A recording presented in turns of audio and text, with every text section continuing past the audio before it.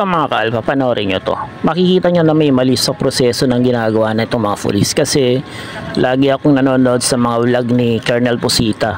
Kaya nung napansin ko yung video na to at kinumpara ko sa video ni Colonel Pusita, maling-mali po itong ginawa ng pulis. Ito, panoorin nyo.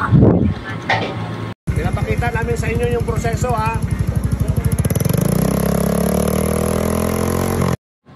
Doon sa position ng triangle niya is maling-mali talaga yung pagkalagay niya.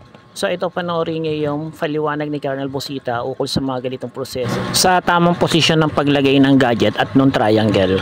Naka-align, di ba?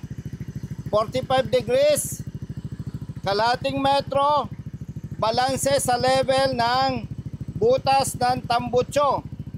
Okay? Revolution mo ng 2005.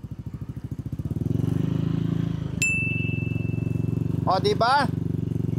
O, abusuhin natin. Abusuhin mo 4,000. Maintain. O, nakita nyo, pasado pa rin.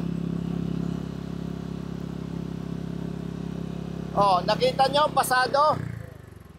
O, hindi pwedeng huhulihin dahil lang may pagdududa. Kapag ka hinuli dahil na may pagdududa, ang interest nun hindi public service, hindi serbisyo, negosyo, multa. Malinaw? Okay.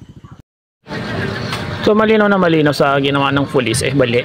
Ang nangyari kasi sa kanya, baliktad yung triangle. Halos yung pagsukat niya halos nakatapat na sa tambutso. Kaya talagang pasok na pasok yung ingay doon sa gadget na ginagamit niya. Talagang babaksak talaga yung tambutso niya.